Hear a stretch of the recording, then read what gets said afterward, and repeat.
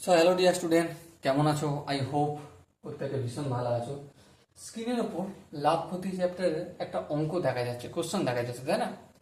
এই অঙ্কটা প্রথমে আমরা মন দিয়ে পড়বো, তারপর অঙ্কটা প্র্যাকটিস করব। ওকে, কি বলেছে দেখো। এ একটি বস্তু বি কে 10% লাভে বিক্রয় করে। এ একটা এ একটি বস্তু বি কে 10% লাভে বিক্রয় করে। বেশ। বি বস্তুটি সি কে 20% লাভে বিক্রয় করে। বেশ। বি এর লভ্যাংশ যদি 44 টাকা হয়, তাহলে এ এর ক্রয় মূল্য হবে টাকায়। অপশন এ আছে 150, অপশন বি আছে 200, অপশন সি আছে 250 এবং অপশন ডি আছে 100। ওকে, চলো আমি একটা কাজ করছি।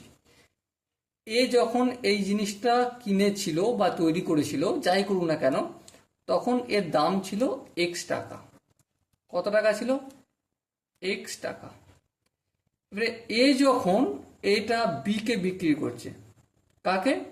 বি কে বিক্রি করছে, তখন কত টাকা দাম হচ্ছে সেটা কি করতে হবে। এক্স কত পার্সেন্ট লাভে বিক্রি করছে? 10% লাভে, তাই তো? তাহলে এক্স প্লাস এক্স এর 10%।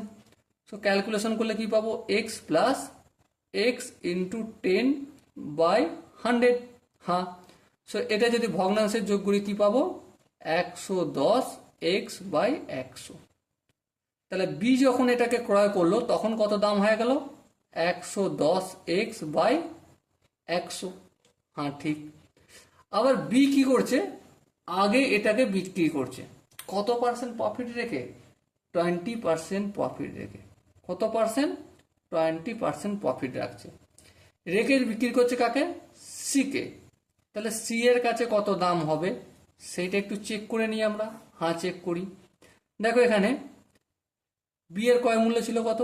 110x/100। বিক্রি করছে কত টাকা? কত পার্সেন্ট লাভে? 20%। তাহলে ক্রয় মূল্যের সঙ্গে লাভটা অ্যাড করব। হ্যাঁ, তাহলে 110x/100 এর 20%। হ্যাঁ, সো ক্যালকুলেশন করব। 110x/100 প্লাস কি হবে? 110x into 20/100। এই পার্সেন্টেজটা উঠে গিয়ে এই এখানে 100 হলো। বেশ। এই শূন্য এই শূন্য কাটবে, এই শূন্য এই শূন্য কাটবে। তাহলে কি পেলাম? 110x/100 প্লাস 11 দুগুণে 22x/10। সো একটু যদি লসাগু করি, লসাগু কত হবে? 100 হবে লসাগু।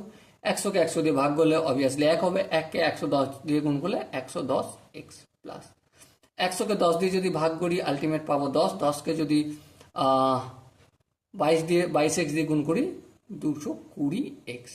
সো আলটিমেট উত্তর কত আসলো? 110-এর সঙ্গে 220 যোগ করলে 330x/100। এই শূন্য এই শূন্য কাটলাম, তাহলে কি পেলাম?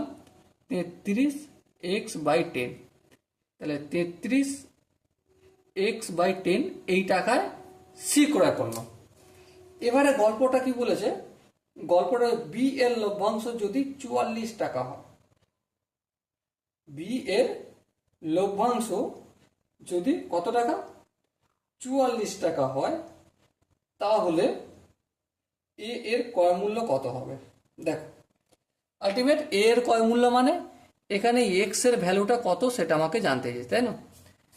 দেখো, বি এর লভ্যাংশ, বি এর লভ্যাংশের মানেটা কি?